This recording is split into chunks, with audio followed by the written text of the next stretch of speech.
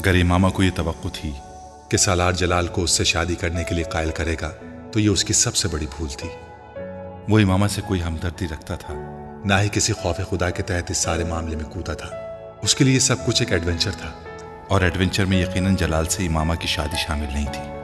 اگر جلال سے اس کی شادی کے لیے دلائل دینے بھی پڑتے تو وہ کیا دیتا؟ اس کے پاس صرف ایک دلیل کے علاوہ کوئی اور دلیل نہیں تھی کہ جلال اور امامہ ایک دوسرے سے محبت کرتے ہیں، اور وہ یہ دلیل تھی جسے جلال پہلے ہی رد کر چکا تھا۔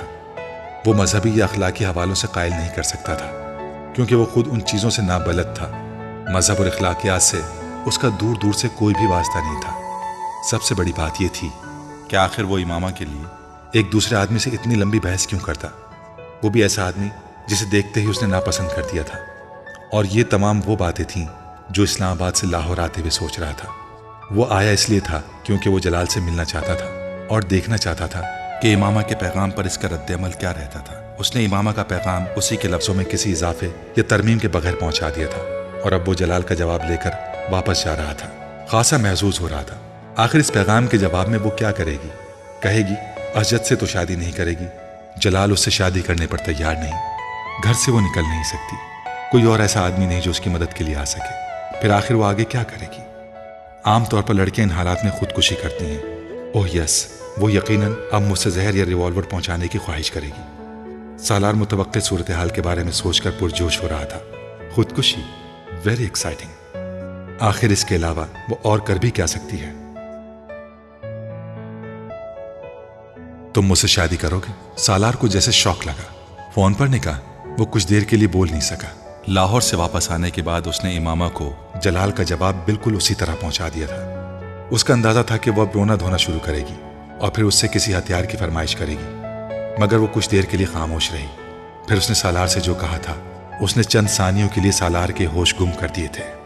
مجھے صرف کچھ دیر کے لیے تمہارا ساتھ چاہیے تاکہ میرے والدین اسجد کے ساتھ میری شادی نہ کر سکیں، اور پھر تم بیلف کے ذریعے مجھے یہاں سے نکال لو۔ اس کے بعد مجھے تمہاری ضرورت نہیں رہے گی، اور میں کبھی بھی اپنے والدین کو تمہارا نام نہیں بتاؤں گی۔ وہ اب کہہ رہی تھی اوکے کر لیتا ہوں، مگر یہ بیلف والا کام تھوڑا مشکل ہے، اس میں بہت سی لیگیلٹیز انوالو ہو جاتی ہیں، وکیل کو ہائر کرنا۔ اور امامہ نے دوسری طرف سے اس کی بات کاٹ دی۔ تم اپنے فرینڈ سے اس سلسلے میں مدد لے سکتے ہو، تمہارے فرینڈز تو اس طرح کے کاموں میں ماہر ہوں گے۔ سالار کے ماتھے پر کچھ بل نمودار ہوئے۔ کس طرح کے کاموں میں؟ اس طرح کے کاموں میں؟ تم کیسے جانتی ہو؟ وسیم نے مجھے بتایا تھا کہ تمہاری کمپنی اچھی نہیں ہے۔ امامہ کے منہ سے بے اختیار نکلا اور پھر وہ خاموش ہو گئی۔ یہ جملہ مناسب نہیں تھا۔ میری کمپنی بہت اچھی ہے، کم از کم جلال النصر کی کمپنی سے بہتر ہے، سالار نے چپتے ہوئے لہجے میں کہا۔ وہ اس بار بھی خاموش رہی۔ بہرحال میں دیکھتا ہوں میں اس سلسلے میں کیا کر سکتا ہوں۔ سالار کچھ دیر اس کے جواب کا انتظار کرنے کے بعد بولا، مگر تمہیں یہ بات ضرور یاد رکھنی چاہیے کہ یہ کام بہت رسکی ہے۔ میں جانتی ہوں، مگر ہو سکتا ہے میرے والدین صرف یہ پتہ چلنے پر ہی مجھے گھر سے نکال دیں کہ میں شادی کر چکی ہوں، اور مجھے بیلف کی مدد لینی نہ پڑے۔ ہو سکتا ہے وہ میری شادی کو قبول کر لیں اور پھر میں تم سے طلاق لے کر جلال سے شادی کر سکوں۔ سالار نے سر کو قدر افسوس کے عالم میں جھٹکا۔ اس نے دنیا میں اس طرح کا احمق پہلے کبھی نہیں دیکھا۔ وہ احمقوں کی جنت کی ملکہ تھی، یا شاید ہونے والی تھی۔ چلو دیکھتا ہوں کیا ہوتا ہے، سالار نے فون بند کرتے ہوئے کہا۔ میں ایک لڑکی سے نکاح کرنا چاہتا ہوں۔ حسن نے سالار کے چہرے کو غور سے دیکھا اور پھر بے اختیار ہنسا۔ یہ اس سال کا نیا ایڈونچر ہے یا آخری ایڈونچر؟ آخری ایڈونچر، سالار نے بڑی سنجیدگی کے ساتھ تبصرہ کیا۔ یعنی تم شادی کر رہے ہو؟ حسن نے برگر کھاتے ہوئے کہا۔ شادی کا کون کہہ رہا ہے؟ سالار نے اسے دیکھا۔ تو پھر میں ایک لڑکی سے نکاح کرنا چاہ رہا ہوں، اس کو مدد کی ضرورت ہے، میں اس کی مدد کرنا چاہتا ہوں۔ حسن اس کا چہرہ دیکھنے لگا۔ آج تم مذاق کے موڈ میں ہو؟ نہیں، بالکل بھی نہیں، میں نے تمہیں یہاں مذاق کے لیے تو نہیں بلایا۔ پھر کیا فضول باتیں کر رہے ہو؟ نکاح، لڑکی کی مدد وغیرہ وغیرہ۔ اس بار حسن نے قدرے ناگواری سے کہا۔ محبت ہو گئی تمہیں اس سے؟ مائی فٹ، میرا دماغ خراب ہے کہ میں کسی سے محبت کروں گا، اور وہ بھی اس عمر میں؟ سالار نے تحقیر آمیز انداز میں کہا۔ یہی تو میں بھی یہی کہہ رہا ہوں کہ پھر تم کیا کر رہے ہو؟ سالار نے اس بار اس سے تفصیل سے امامہ اور اس کے مسئلے کے بارے میں بتایا۔ اس نے حسن کو صرف یہ نہیں بتایا کہ وہ لڑکی وسیم کی بہن ہے، کیونکہ حسن وسیم سے بہت اچھی طرح واقف تھا، لیکن اس سے تفصیلات سننے کے بعد حسن نے پہلا سوال ہی یہ کیا تھا، وہ لڑکی کون ہے؟ سالار نے بے اختیار ایک گہرا سانس لیا۔ وسیم کی بہن۔ واٹ؟ حسن بے اختیار اچھلا۔ وسیم کی بہن؟ وہ جو میڈیکل کالج میں پڑھتی ہے؟ ہاں، تمہارا دماغ خراب ہو گیا ہے. تم کیوں خواہ اس طرح کی حماقت کر رہے ہو؟ وسیم کو بتا دو اس سارے معاملے کے بارے میں. میں تم سے مدد مانگنے آیا ہوں، مشورہ نہیں. سالار نے ناگواری سے کہا. میں تمہاری کیا مدد کر سکتا ہوں؟ حسن نے الجھے ہوئے انداز میں کہا. تم نکاح خواہ اور کچھ گواہوں کا انتظام کرو تاکہ میں اس سے فون پر نکاح کر سکوں. سالار نے فوراً ہی کام کی بات کی. مگر تمہیں یہ نکاح کر کے کیا فائدہ ہوگا؟ کچھ بھی نہیں، مگر میں کسی فائدے کے بارے میں سوچ بھی کب رہا ہوں. دفع کرو سالار اس سب کو. تم کیوں کسی دوسرے کے معاملے میں کود رہے ہو، اور وہ بھی وسیم کی بہن کے معاملے میں؟ بہتر. سالار نے اس بار درستی سے اس کی بات کاٹی. تم مجھے صرف یہ بتاؤ میری مدد کرو گے یا نہیں.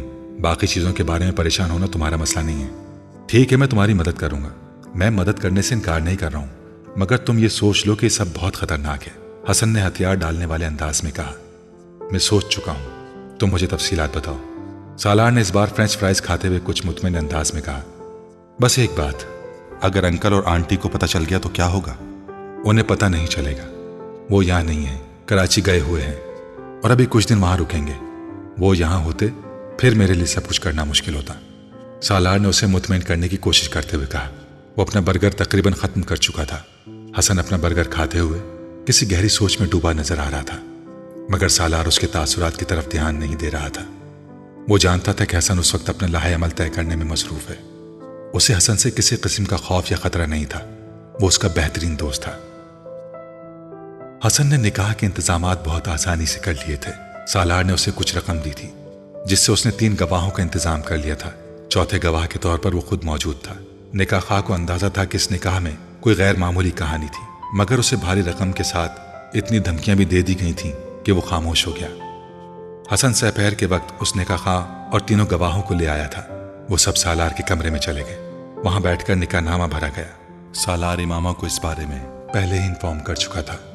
مقررہ وقت پر فون پر نکاح خواہ نے ان دونوں کا نکاح پڑھا دیا تھا. سالار نے ملازمہ کے ذریعے امامہ کو پیپرز بھجوا دیے تھے.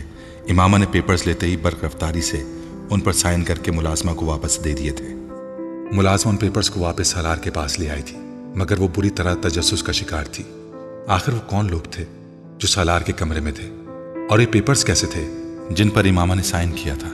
اس کا ماتھا ٹھٹک رہا تھا. اسے شبہ ہو رہا تھا کہ وہ نہ ہو وہ دونوں آپس میں شادی کر رہے تھے. سالار کو پیپرز واپس دیتے ہوئے وہ پوچھے بغیر نہیں رہ سکی تھی. یہ کس چیز کے کاغذ ہے سالار صاحب؟ اس نے بظاہر سادگی اور معصومیت سے پوچھا. تمہیں سے کیا، جیسے بھی پیپرز ہوں تم اپنے کام سے کام رکھو. سالار نے درشتی سے اسے جھڑک دیا.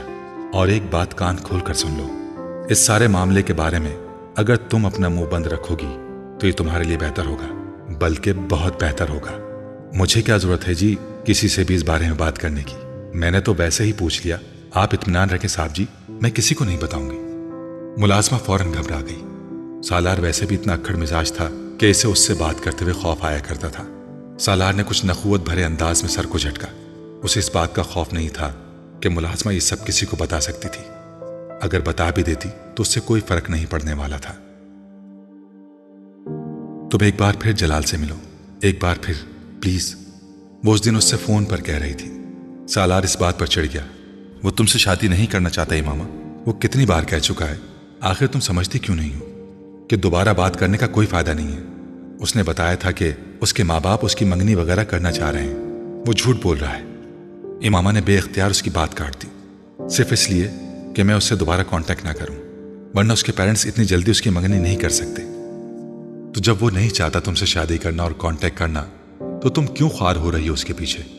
کیونکہ میری قسمت میں خواری ہے. اس نے دوسری طرف سے بھرائی ہوئی آواز میں کہا. اس کا کیا مطلب ہوا؟ وہ الجھا. کوئی مطلب نہیں ہے، نہ تم سمجھ سکتے ہو. بس تم جا کر اسے کہو میری مدد کرے. وہ حضرت محمد صلی اللہ علیہ وآلہ وسلم سے اتنی محبت کرتا ہے. اس سے کہو کہ وہ آپ صلی اللہ علیہ وآلہ وسلم کے لیے ہی مجھ سے شادی کر لے. وہ بات کرتے کرتے پھوٹ پھوٹ کر رونے لگی. یہ کیا بات ہوئی؟ وہ اس کے آنسوؤں سے متاثر ہوئے بغیر بولا. کیا یہ بات کہنے سے وہ تم سے شادی کر لے گا؟ امامہ نے جواب دیا. وہ ہچکیوں سے رو رہی تھی. وہ بیزار ہو گیا. تم یا تو رو لو یا پھر مجھ سے بات کر لو. دوسری طرف سے فون بند کر دیا گیا. سالار نے فوراً کال کی. کال ریسیو نہیں کی گئی. 15-20 منٹ بعد امامہ نے دوبارہ اسے کال کی. اگر تم یہ وعدہ کرتی ہو کہ تم روگی نہیں تو مجھ سے بات چیت کرو، ورنہ فون بند کر دو. سالار نے اس کی آواز سنتے ہی کہا. پھر تم لاہور جا رہے ہو؟ اس کے سوال کا جواب دینے کے بجائے اس نے اس سے پوچھا۔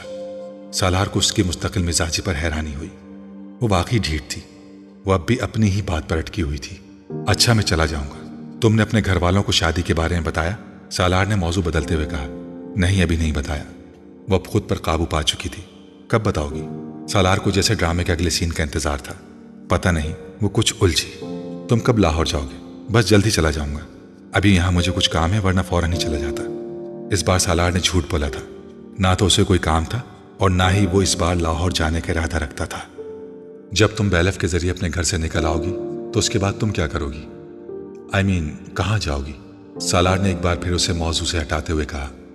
اس صورتحال میں جب جلال بھی تمہاری مدد کرنے پر تیار نہ ہوا تو میں ابھی ایسا کچھ فرض نہیں کر رہی، وہ ضرور میری مدد کرے گا، امامہ نے اس کی بات کاٹتے ہوئے پرزور انداز میں کہا۔ سالار نے کندھے اچکائے۔ تم کچھ بھی فرض کرنے کو تیار نہیں ہو، ورنہ میں تم سے ضرور کہتا کہ شاید وہ نہ ہو جو تم چاہتی ہو۔ پھر تم کیا کرو گی؟ تمہیں دوبارہ اپنے پیرنٹس کی مدد کی ضرورت پڑے گی، تو زیادہ بہتر یہ ہے کہ تم ابھی یہاں سے جانے کا نہ سوچو، نہ ہی بیلف کورٹ کی مدد لو۔ بعد میں بھی تو تمہیں یہیں آنا پڑے گا۔ میں دوبارہ کبھی یہاں نہیں آؤں گی، کسی صورت میں نہیں۔ یہ جذباتیت ہے، سالار نے تبصرہ کیا۔ تم ان چیزوں کو نہیں سمجھ سکتے۔ امامہ نے ہمیشہ کی طرح اپنا مخصوص جملہ دہرایا۔ سالار کو جز بس ہوا۔ اوکے، کرو جو کرنا چاہتی ہو، اس نے لاپرواہی سے کہہ کر فون بند کر دیا۔ کل شام کو ہم لوگ اسجد کے ساتھ تمہارا نکاح کر رہے ہیں، تمہاری رخصتی بھی ساتھ ہی کر دیں گے۔ ہاشم مبین نے رات کو اس کے کمرے میں آ کر اکھڑے ہوئے لہجے میں کہا۔ بابا میں انکار کر دوں گی، آپ کے لیے بہتر ہے آپ اس طرح کی زبردستی میرے ساتھ نہ کریں۔ تم انکار کرو گی تو میں تمہیں اسی وقت شوٹ کر دوں گا، یہ بات یاد رکھنا تم۔ وہ سر اٹھاتے انہیں دیکھتی رہی۔ بابا میں شادی کر چکی ہوں۔ ہاشم مبین کے چہرے کا رنگ اڑ گیا۔ میں اس لیے اس شادی سے انکار کر رہی تھی۔ تم جھوٹ بول رہی ہو۔ نہیں، میں جھوٹ نہیں بول رہی ہوں، میں 6 ماہ پہلے شادی کر چکی ہوں۔ کس کے ساتھ؟ میں یہ آپ کو نہیں بتا سکتی۔ ہاشم مبین کو اندازہ نہیں تھا کہ وہ اس اولاد کے ہاتھوں اتنا خوار ہوں گے۔ آگ بگولا ہو کر وہ امامہ پر لپ کے اور انہیں یکے بعد دیگر اس کے چہرے پر تھپڑ مارنے شروع کر دیے۔ وہ چہرے کے سامنے دونوں ہاتھ کرتے ہوئے خود کو بچانے کی کوشش کرنے لگی، مگر وہ اس میں پوری طرح ناکام رہی۔ کمرے میں ہونے والا شور سن کر وسیم سب سے پہلے وہاں آیا تھا۔ اس نے ہاشم مبین کو پکڑ کر زبردستی امامہ سے دور کیا۔ وہ دیوار کے ساتھ پشت ٹکائے روتی رہی۔ بابا آپ کیا کر رہے ہیں؟ سارا معاملہ آرام سے حل کیا جا سکتا ہے۔ وسیم کے پیچھے گھر کے باقی لوگ بھی اندر چلے آئے۔ اس نے شادی کر لی ہے کسی سے، ہاشم مبین نے غم و غصے کے عالم میں کہا۔ بابا جھوٹ بول رہی، شادی کیسے کر سکتی ہے؟ ایک بار بھی گھر سے نہیں نکلی۔ یہ وسیم تھا، 6 ماہ پہلے شادی کر لی ہے اس نے۔ امامہ نے سر نہیں اٹھایا۔ نہیں، میں نہیں مانتا، ایسا نہیں ہو سکتا، یہ ایسا کر ہی نہیں سکتی۔ وسیم اس کی رگ رگ سے واقف تھا۔ امامہ نے دھندلائی آنکھوں کے ساتھ اسے دیکھا اور کہا، ایسا ہو چکا ہے، کیا ثبوت ہے؟ نکاح نامہ ہے تمہارے پاس؟ وسیم نے اکھڑ لہجے میں کہا، یہاں نہیں ہے، لاہور میں ہے، میرے سامان میں۔ بابا میں کل لاہور سے اس کا سامان لے کر آتا ہوں، دیکھ لیتے ہیں، وسیم نے ہاشم مبین سے کہا۔ امامہ بے اختیار پچھتائی، سامان سے کیا مل سکتا تھا؟ شادی کر بھی لی تو کوئی بات نہیں، طلاق دلوا کر تمہاری شادی اسجد سے کراؤں گا، اور اس آدمی نے طلاق نہ دی تو پھر اسے قتل کرا دوں گا۔ ہاشم مبین نے سرخ چہرے کے ساتھ وہاں سے جاتے ہوئے کہا۔ کمرہ آہستہ آہستہ خالی ہو گیا۔ وہ اپنے بیڈ پر بیٹھ گئی۔ اسے پہلی بار احساس ہو رہا تھا کہ جال میں پھنسنے کے بعد کے احساسات کیا ہوتے ہیں۔ یہ ایک اتفاق تھا کہ نکاح نامے کی کاپی سالار نے اس کو نہیں بھجوائی تھی۔ اگر اس کے پاس ہوتی بھی تو تب بھی وہ اسے ہاشم مبین کو نہیں دے سکتی تھی، ورنہ سالار سکندر کا نام نکاح نامے پر دیکھنے کے بعد ان کے لیے اس تک پہنچنا اور اس سے چھٹکارا حاصل کرنا منٹوں کا کام تھا۔ اس کے سامان سے نکاح نامہ نہیں ملے گا تو اس کے اس بیان پر کسی کو یقین نہیں آ سکتا کہ وہ نکاح کر چکی ہے۔ اس نے کمرے کے دروازے کو لاک کر دیا اور موبائل پر سالار کو کال کرنے لگی۔ اس نے اسے ساری صورتحال سے آگاہ کر دیا۔ تم ایک بار پھر لاہور جاؤ اور جلال کو میرے بارے میں بتاؤ۔ میں اب اس گھر میں نہیں رہ سکتی، مجھے یہاں سے نکلنا ہے، اور اس کے علاوہ میں کہیں نہیں جا سکتی۔ تم میرے لیے ایک وکیل کو ہائر کرو اور اس سے کہو کہ میرے پیرنٹس کو میرے شوہر کی طرف سے مجھے حبس بیجا میں رکھنے کے خلاف ایک کورٹ نوٹس بھجوائے۔ تمہارے شوہر یعنی میری طرف سے؟ تم وکیل کو اپنا نام مت بتانا، بلکہ یہ بہتر ہے کہ اپنے کسی دوست کے ذریعے وکیل کو ہائر کرو، اور میرے شوہر کا کوئی بھی فرضی نام دے سکتے ہو۔ تمہارا نام وکیل کے ذریعے انہیں پتہ چلے گا تو وہ تم تک پہنچ جائیں گے، اور میں یہ نہیں چاہتی۔ امامہ نے اسے یہ نہیں بتایا کہ اسے کیا خدشہ ہے، اور نہ ہی سالار نے اندازہ لگانے کی کوشش کی۔ اس سے بات کرنے کے بعد امامہ نے فون بند کر دیا۔ اگلے روز کسی وکیل نے فون کر کے ہاشم مبین سے امامہ کے سلسلے میں بات کی اور انہیں امامہ کو زبردستی اپنے گھر میں رکھنے کے بارے میں اس کے شوہر کی طرف سے کیے جانے والے کیس کے بارے میں بتایا۔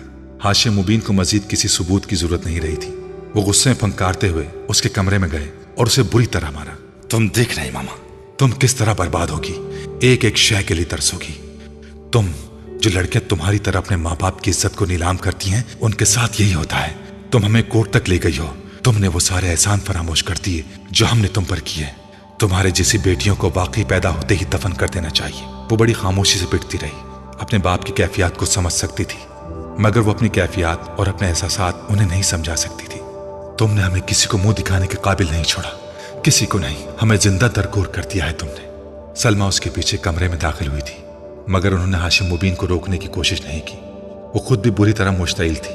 وہ جانتی تھی کہ امامہ کا یہ قدم کس طرح ان کے پورے خاندان کو متاثر کرنے والا تھا، اور خاص طور پر ان کے شوہر کو۔ تم نے ہمارے اعتماد کا خون کیا ہے، کاش تم میری اولاد نہ ہوتی، کبھی میرے خاندان میں پیدا نہ ہوتی۔ پیدا ہو ہی گئی تھی تو تب ہی مر جاتی، یا میں ہی تمہیں مار دیتا۔ امامہ آج ان کی باتوں اور پٹائی پر نہیں روئی تھی۔ اس نے مدافعت کی کوئی کوشش نہیں کی تھی، وہ صرف خاموشی کے ساتھ پٹتی رہی۔ پھر ہاشم مبین احمد جیسے تھک سے گئے اور اسے مارتے مارتے رک گئے۔ ان کا سانس پھول گیا تھا۔ وہ بالکل خاموشی سے ان کے سامنے دیوار کے ساتھ لگی کھڑی تھی۔ تمہارے پاس اب بھی وقت ہے، سب کچھ چھوڑ دو، اس لڑکے سے طلاق لے لو اور حسرت سے شادی کر لو۔ ہم اس سب کو معاف کر دیں گے، بھلا دیں گے۔ اس بار سلمہ نے تیز لہجے میں مجھ سے کہا، نہیں، واپس آنے کے لیے اسلام قبول نہیں کیا، مجھے واپس نہیں آنا۔ امامہ نے مدھم مگر مستحکم آواز میں کہا، آپ مجھے اس گھر سے چلے جانے دیں، مجھے آزاد کر دیں۔ اس گھر سے نکل جاؤ گی تو دنیا تمہیں بہت ٹھوکریں مارے گی۔ تمہیں اندازہ نہیں ہے کہ باہر کی دنیا میں کیسے مگرمچھ تمہیں ہڑپ کرنے کے لیے بیٹھے ہیں۔ جس لڑکے سے شادی کر کے تم نے ہمیں ذلیل کیا ہے، وہ تمہیں بہت خوار کرے گا۔ ہمارے خاندان کو دیکھ کر اس نے تمہارے ساتھ اس طرح چوری چھپے رشتہ جوڑا ہے۔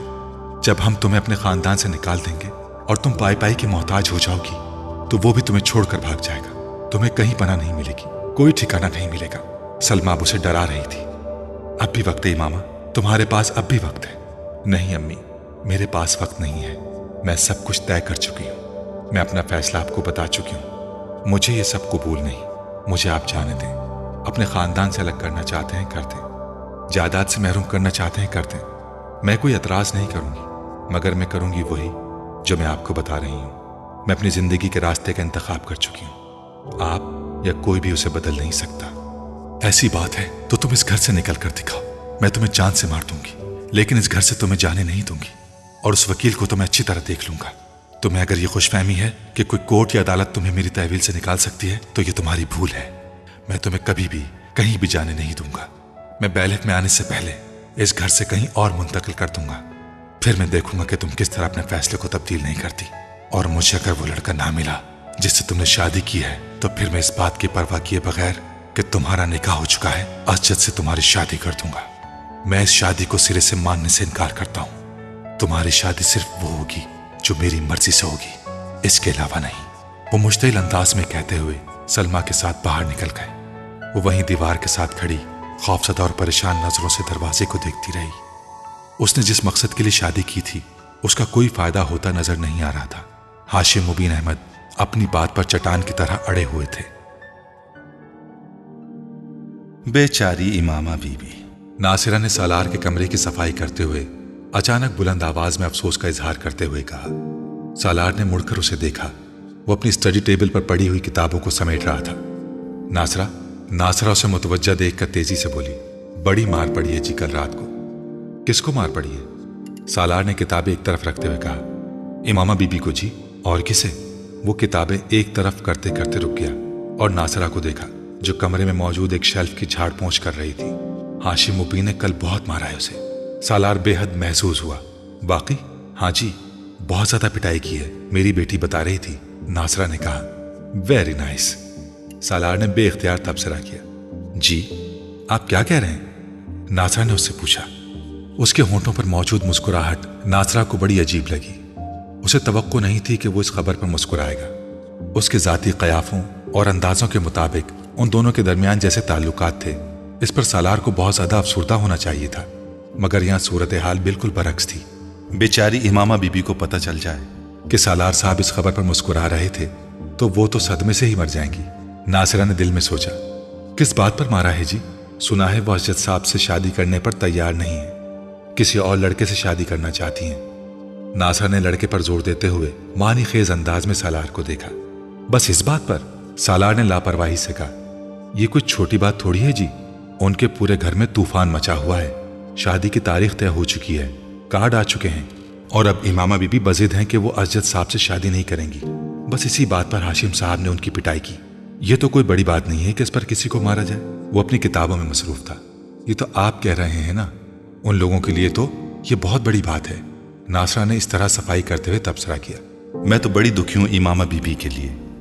बड़ी अच्छी हैं, अदब लिहाज वाली, और अब देखें क्या कयामत टूट पड़ी है उन पर। हाशिम साहब ने घर से निकलने पर पाबंदी लगा दी है। मेरी बेटी रोज उनका कमरा साफ करती है और वो बताती है कि उनका चेहरा ही उतर कर रह गया है। नासरा इस तरह बोल रही थी, शायद वो शऊरी तौर पर यह कोशिश कर रही थी कि सालार उसे अपना और इमामा का हिमायती और तरफदार समझे, कोई राज कह दे।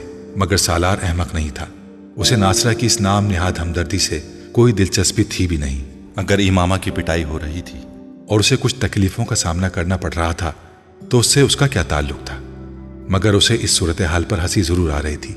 क्या इस दौर में भी कोई इस उम्र की औलाद पर हाथ उठा सकता है, और वो भी हाशिम मुबीन जैसे अमीर तबके का आदमी?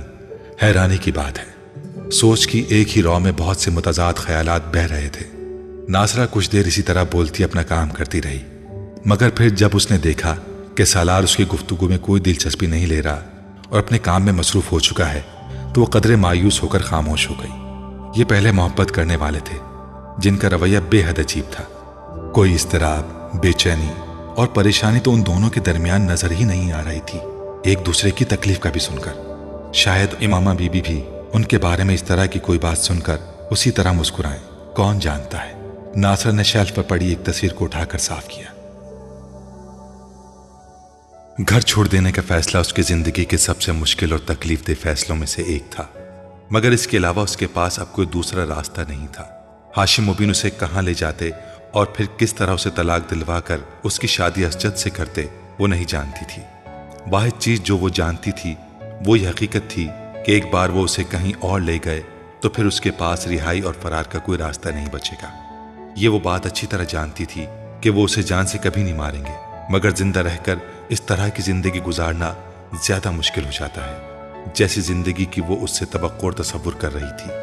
हाशिम मुबीन अहमद के चले जाने के बाद वो बहुत देर तक बैठी रोती रही और फिर उसने पहली बार अपने हालात पर गौर करना शुरू किया। उसे घर से सुबह होने से पहले पहले निकलना था और निकलकर किसी महफूज जगह पर जाकर पहुंचना था। महफूज जगह? उसके जहन में एक बार फिर जलालुन नसर का ख्याल आया।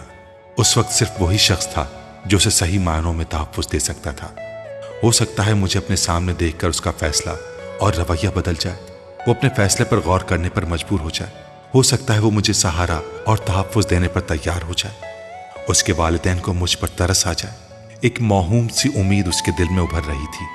वो मदद नहीं करते तब भी कम अज कम मैं आज़ाद तो होंगी, अपनी जिंदगी को अपनी मर्जी से गुजार तो सकूंगी। मगर सवाल ये पैदा होता है कि मैं यहां से कैसे निकलूंगी और जाऊंगी कहां?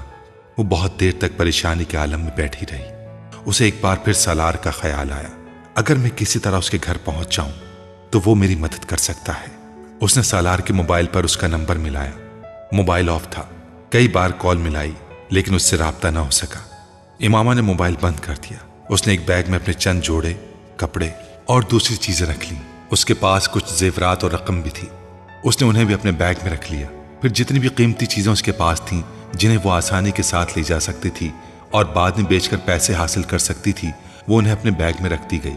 बैग बंद करने के बाद उसने अपने कपड़े तब्दील किए और फिर 2 नफिल अदा किए। उसका दिल बेहद बोझल हो रहा था। बेसुकूनी और इस्तराब ने उसके पूरे वजूद को अपनी गिरफ्त में लिया हुआ था। आंसू बहाकर भी उसके दिल का बोझ कम नहीं हुआ था। नवाफिल अदा करने के बाद जितनी आयात और सूरतें उसे ज़बानी याद थीं, उसने वो सारी पढ़ ली। बैग लेकर अपने कमरे की लाइट बंद करके वो खामोशी से बाहर निकल गई। लाउंज की एक लाइट के अलावा सारी लाइटें ऑफ थीं।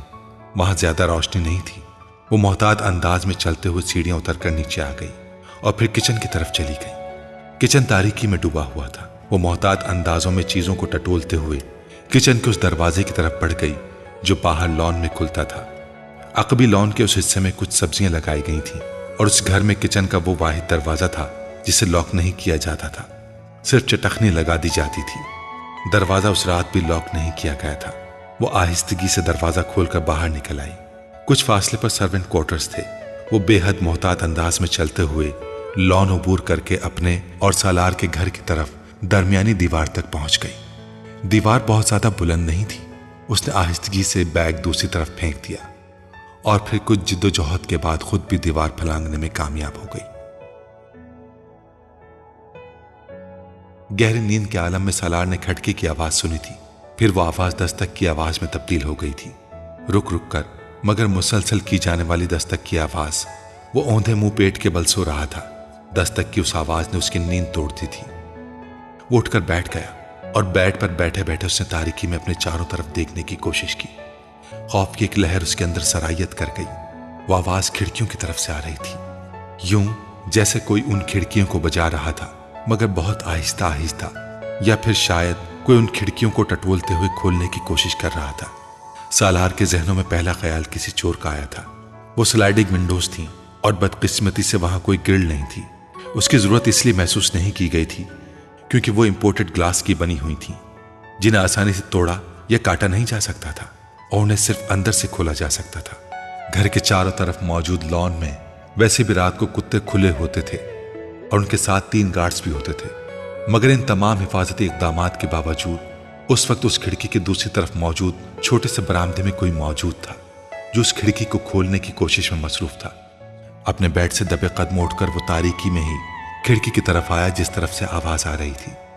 وہ اس کے بالکل مخالف سمت گیا اور بہت احتیاط کے ساتھ اس نے پردے کے ایک سرے کو تھوڑا سا اٹھاتے ہوئے کھڑکی سے باہر جھانکا۔ لان میں لگی روشنیوں میں اس نے کھڑکی کے سامنے جس کو کھڑا دیکھا تھا اس نے اسے ہکا بکا کر دیا تھا۔ یہ پاگل ہے، بے اختیار اس کے منہ سے نکلا۔ اس وقت اگر لان میں پھرتے 4 غیر ملکی نسل کے کتے اسے دیکھ لیتے تو سالار یا کسی دوسرے کے پہنچنے سے پہلے ہی وہ اسے چیر پھاڑ کر چکے ہوتے، اور اگر کہیں گارڈز میں سے کسی نے اسے وہاں دیکھا ہوتا تو وہ بھی تفتیش یا تحقیق پر وقت ضائع کرنے سے پہلے اسے شوٹ کر چکے ہوتے۔ مگر وہ اس وقت بالکل محفوظ وہاں کھڑی تھی اور یقیناً اپنے گھر کی دیوار پھلانگ کر یہاں آئی تھی۔ ہونٹ بھینچے اس نے کمرے کی لائٹ آن کی۔ لائٹ آن ہوتے ہی دستک کی آواز رک گئی تھی۔ کتے کے بھونکنے کی آواز آ رہی تھی۔ پردے کھینچتے ہی اس نے سلائڈنگ ونڈو کو ہٹا دیا۔ اندر آؤ جلدی، سالار نے تیزی سے امامہ سے کہا۔ وہ کچھ نروس ہو کر کھڑکی سے اندر آ گئی۔ اس کے ہاتھ میں ایک بیگ بھی تھا۔ پردے برابر کرتے ہی سالار نے مڑ کر اس سے کہا، فور گاڈ سیک امامہ، تم پاگل ہو؟ امامہ نے جواب میں کچھ نہیں کہا۔ وہ اپنا بیگ اپنے پیروں میں رکھ رہی تھی۔ تم دیوار کراس کر کے آئی ہو؟ ہاں، تمہیں گارڈ سے کتوں میں سے کوئی دیکھ لیتا تو اس وقت باہر تمہاری لاش پڑی ہوتی۔ میں نے تمہیں بہت دفعہ رنگ کیا، تمہارا موبائل آف تھا، کوئی دوسرا راستہ نہیں تھا میرے پاس۔ سالار نے پہلی بار اس کا چہرہ غور سے دیکھا۔ اس کی آنکھیں سوجی ہوئی اور چہرہ ستا ہوا تھا۔ وہ بڑی سی سفید چادر لپیٹے ہوئے تھی مگر اس چادر اس کے کپڑوں پر جگہ جگہ مٹی کے داغ تھے۔ تم مجھے لاہور چھوڑ کر آ سکتے ہو؟ وہ کمرے کے وسط میں کھڑی اس سے پوچھ رہی تھی۔ اس وقت؟ اس نے حیرانی سے کہا، ہاں ابھی اسی وقت، میرے پاس وقت نہیں ہے۔ سالار نے تعجب کے عالم میں وال کلاک پر ایک نظر ڈالی۔ وکیل نے تمہارے گھر فون کیا تھا، تمہارا مسئلہ حل نہیں ہوا؟ امامہ نے نفی میں سر ہلایا۔ نہیں، وہ لوگ مجھے صبح کہیں بھجوا رہے ہیں، میں تمہیں اسی لیے سارا دن فون کرتی رہی مگر تم نے موبائل آن نہیں کیا۔ میں چاہتی تھی کہ تم وکیل سے کہو کہ وہ بیلف کے ساتھ آ کر مجھے وہاں سے آزاد کرائے مگر تم سے کانٹیکٹ نہیں ہوا، اور اگر کل تم سے کانٹیکٹ ہوتا بھی تو کچھ نہیں ہو سکتا تھا کیونکہ وہ لوگ اس سے پہلے ہی مجھے کہیں شفٹ کرتے تھے، اور یہ ضروری تو نہیں کہ مجھے یہ پتا ہو کہ وہ مجھے کہاں شفٹ کر رہے ہیں۔ سالار نے جمع ہی لی، اسے نیند آ رہی تھی۔ تم بیٹھ جاؤ، اس نے امامہ سے کہا۔ وہ ابھی تک کھڑی تھی۔ تم اگر مجھے لاہور نہیں پہنچا سکتے تو کم از کم بس اسٹینڈ تک پہنچا دو، میں وہاں سے خود لاہور چلی جاؤں گی۔ اس نے سالار کو نیند میں دیکھ کر کہا، میرا اندازہ ہے کہ اس وقت تو کوئی گاڑی لاہور نہیں جا رہی ہوگی، میں تمہیں صبح… امامہ نے اس کی بات کاٹ دی۔ نہیں، صبح نہیں، میں صبح تک یہاں سے نکل جانا چاہتی ہوں۔ اگر لاہور کی گاڑی نہیں ملی تو میں کسی اور شہر کی گاڑی میں بیٹھ جاؤں گی، پھر وہاں سے لاہور چلی جاؤں گی۔ تم بیٹھو تو صحیح، سالار نے اس سے ایک بار پھر کہا۔ وہ ایک لمحے کے لیے ہچکچائی، پھر صوفے پر جا کر بیٹھ گئی۔ سالار خود ہی اپنے بیڈ کی پائنتی پر بیٹھ گیا۔ لاہور تم کہاں جاؤ گی؟ اس نے پوچھا۔ جلال کے پاس۔ مگر وہ تو تم سے شادی سے انکار کر چکا ہے۔ میں پھر بھی اس کے پاس جاؤں گی، उसे मुझसे मोहब्बत है। वो मुझको इस तरह बेयार और मददगार नहीं छोड़ सकता। मैं उससे और उसके घर वालों से रिक्वेस्ट करूंगी। मैं जानती हूँ मेरी बात मान लेंगे, वो मेरी सूरत हाल को समझ लेंगे। मगर तुम तो मुझसे शादी कर चुकी हो। इमामा चौंक कर सालार का चेहरा देखने लगी। पेपर मैरिज है वो। मैंने तुम्हें बताया था कि मैं मजबूरन निकाह कर रही हूँ, शादी तो नहीं है ये। वो उसे पलकें झपकाए बगैर गहरी नजरों से देखता रहा। तुम जानती हो, मैं आज लाहौर गया था, जलाल के पास। इमामा के चेहरे पर एक रंग आकर गुजर गया। तुमने उसे मेरी परेशानी और सूरत हाल के बारे में बताया? नहीं। सालार ने नफी में सर हिलाया। क्यों? जलाल ने शादी कर ली है, सालार ने लापरवाही से कंधे झटकते हुए कहा। वो सांस लेना भूल गई। पलकें झपकाए बगैर वो किसी बुत की तरह उसे देखने लगी। 3 दिन हो गए उसकी शादी को। कल परसों तक वो सैर व तफरीह के लिए नॉर्दर्न एरियाज की तरफ जा रहा है। उसने मेरी कोई बात सुनने से पहले ही मुझे ये सब कुछ बताना शुरू कर दिया था। शायद वो चाहता था कि मैं अब तुम्हारे बारे में बात ना करूं। उसकी बीवी भी डॉक्टर है। सालार बातें करते करते रुक गया। मेरा ख्याल था कि उसके घर वालों ने तुम्हारे मसले की वजह से ही उसकी इस तरह अचानक शादी की है। वो एक के बाद दीगरे झूठ पर झूठ बोलता जा रहा था। मुझे यकीन नहीं आ रहा, जैसे किसी खला से आवाज आई थी। हाँ, मुझे भी यकीन नहीं आया था और मुझे तवक्को थी कि तुम्हें भी यकीन नहीं आएगा, मगर ये सच है। तुम फोन करके उससे बात कर सकती हो इस बारे में। सालार ने कंधे झटकते हुए लापरवाही से कहा। इमामा को लगा वो पहली बार सही मानों में घुप अंधेरे में आग खड़ी हुई है। रोशनी की वो किरण जिसके ताक़ुब में वो इतना अरसा चलती आई है, एकदम गुल हो गई है। रास्ता तो एक तरफ, वो अपने वजूद को भी नहीं देख पा रही थी। अब तुम खुद सोच लो कि लाहौर जाकर तुम क्या करोगी। वो तो अब तुमसे शादी कर सकता है, ना उसके घर वाले तुम्हें पनाह दे सकते हैं। बेहतर है तुम वापस चले जाओ, अभी तुम्हारे घर वालों को पता नहीं चला होगा। इमामा ने कहीं बहुत दूर से सालार की आवाज सुनी थी। वो कुछ ना समझने वाले अंदाज में उसका चेहरा देखती रही। मुझे लाहौर छोड़ाओ, वो बड़बड़ाई। जलाल के पास जाओगी? नहीं, उसके पास नहीं जाऊंगी, मगर मैं अपने घर नहीं रह सकती। वो एकदम सोफे से उठकर खड़ी हो गई। सालार ने एक सांस लेकर उलझन भरी नजरों से उसे देखा। या फिर मुझे गेट तक छोड़ाओ, मैं खुद चली जाती हूँ। तुम चौकीदार से कहो वो मुझे बाहर जाने दे। उसने बैग उठा लिया। तुम्हें अंदाजा है कि यहाँ से बस स्टैंड कितनी दूर है? इतनी धुंध और सर्दी में तुम पैदल वहां तक जा सकोगी? जब और कुछ नहीं रहा मेरे पास, तो धुंध और सर्दी से मुझे क्या होगा? सालार ने उसे गीली आंखों के साथ मुस्कुराते हुए देखा था। वो अपने हाथ की पुष्ट से अपनी आंखों को रगड़ रही थी। सालार उसके साथ कहीं जाने का कोई इरादा नहीं रखता था। लाहौर तो दूर की बात थी, उसे अभी नींद आ रही थी। वो सामने खड़ी लड़की को नापसंद करता था। ठहरो, मैं भी चलता हूं तुम्हारे साथ। वो नहीं जानता उसकी जुबान से जुमला क्यों और कैसे निकला। इमामा ने उसे ड्रेसिंग रूम की तरफ जाते देखा। वो कुछ देर बाद बाहर निकला तो शब ख्वाबी के लिबास के बजाय एक जीन्स और स्वेटर में मलबूस था। अपने बेड के साइड टेबल से उसने की चेन और घड़ी के साथ अपना वॉलेट भी उठाया। इमामा के करीब आकर उसने बैग लेने के लिए हाथ बढ़ाया। नहीं, मैं खुद उठा लूंगी। उठा लेता हूँ। उसने बैग लेकर कंधे पर डाल दिया। वो दोनों आगे पीछे चलते हुए पोर्च में आ गए। सालार ने उसके लिए फ्रंट सीट का दरवाजा खोला था और बैग को पिछली सीट पर रख दिया। गाड़ी गेट की तरफ आते देखकर चौकीदार ने खुद ही गेट खोल दिया था, मगर उसके करीब गुजरते हुए सालार ने उसकी आंखों में उस हैरत को देख लिया था जो उसकी नजरों में रात के उस वक्त फ्रंट सीट पर बैठी हुई इमामा को देख कर आई थी। यकीनन वो हैरान हुआ होगा कि वो लड़की इस वक्त उसके घर में कहां से आई थी। तुम मुझे बस स्टैंड पर छोड़ दोगे? मेन रोड पर आते ही इमामा ने उससे पूछा। सालार ने एक नजर गर्दन मोड़कर उसे देखा। नहीं, मैं तुम्हें लाहौर ले जा रहा हूं। उसकी नजर सड़क पर मरकूज थी। गाड़ी उस बड़ी सड़क पर दौड़ रही थी जो तकरीबन सुनसान थी। ट्रैफिक ना होने के बराबर था। स्टीयरिंग पर दाएं हाथ रखे उसने बाएं हाथ को मुंह के सामने रखकर जमाई रोकी और नींद के गलबे को भगाने की कोशिश की। उसके बराबर की सीट पर बैठी इमामा बेआवाज रो रही थी। सालार इस बात से बेखबर था। वो वक्तन फवक्तन अपने हाथ में पकड़े रुमाल से अपनी आंखें पूंछती और अपनी नाक रगड़ लेती और फिर सामने विंड स्क्रीन से बाहर सड़क पर नजरें जमा कर रोना शुरू कर देती।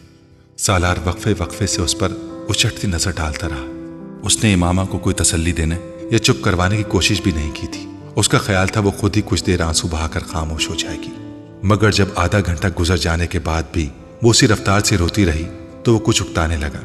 अगर तुम्हें घर से इस तरह भाग कर आने पर पछतावा होना था तो फिर तुम्हें घर से भागना ही नहीं चाहिए था, सालार ने खामोशी तोड़ते हुए कहा। इमामा ने उसकी बात का कोई जवाब नहीं दिया। अभी भी कुछ नहीं बिगड़ा। अभी तो शायद तुम्हारे घर में किसी को तुम्हारी गैर मौजूदगी का पता भी नहीं चला होगा। उसने कुछ देर उसके जवाब का इंतजार करने के बाद उसे मशवरा दिया।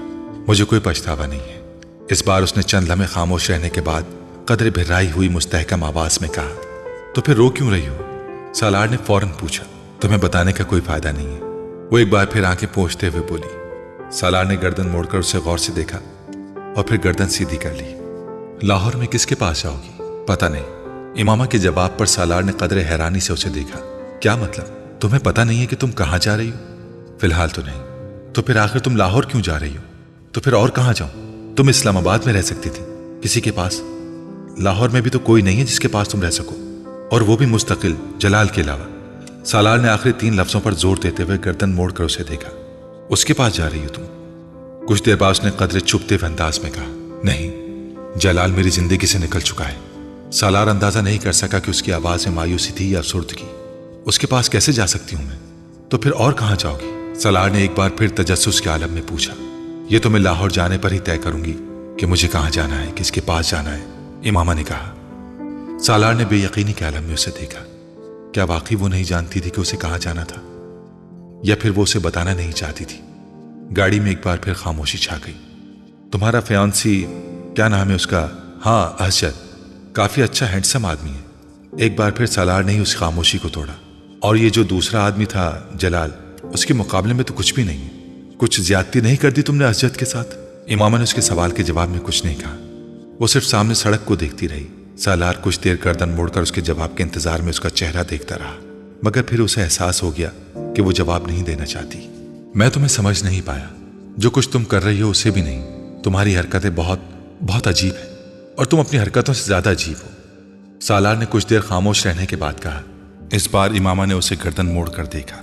کیا تمہاری حرکتوں سے زیادہ عجیب ہے میری حرکتیں؟ اور کیا میں تم سے زیادہ عجیب ہوں؟ بڑے دھیمے مگر مستحکم لہجے میں پوچھے گئے اس سوال نے چند لمحے کے لیے سالار کو لاجواب کر دیا تھا۔ میری کون سی حرکتیں عجیب ہیں، اور میں کس طرح عجیب ہوں؟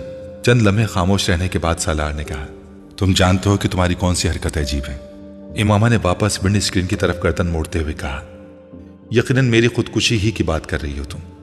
سالار نے خود ہی اپنے سوال کا جواب دیتے ہوئے کہا، حالانکہ میں خودکشی نہیں کرنا چاہتا، نہ ہی میں خودکشی کی کوشش کر رہا ہوں۔ میں تو صرف ایک تجربہ کرنا چاہتا تھا۔ کیسا تجربہ؟ میں ہمیشہ لوگوں سے ایک ہی سوال پوچھتا ہوں، مگر کوئی بھی مجھے اس کا تسلی بخش جواب نہیں دے سکا۔ اس لیے میں اس سوال کا جواب خود ڈھونڈنے کی کوشش کر رہا ہوں۔ وہ بولتا رہا، کیا پوچھتے ہو تم لوگوں سے؟ بہت آسان سا سوال ہے، مگر ہر ایک کو مشکل لگتا ہے۔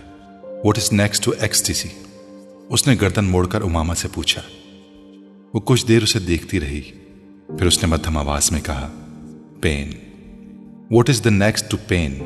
سالار نے بلا توقف ایک اور سوال کیا۔ Nothingness. What is next to nothingness? Salar نے اسی انداز میں ایک اور سوال کیا۔ ہیل، امامہ نے کہا۔ And what is next to hell? اس بار امامہ خاموشی سے اس کا چہرہ دیکھتی رہی۔ What is next to hell? What is next to hell? Salar نے پھر اپنا سوال دہرایا۔ تمہیں خوف نہیں آتا؟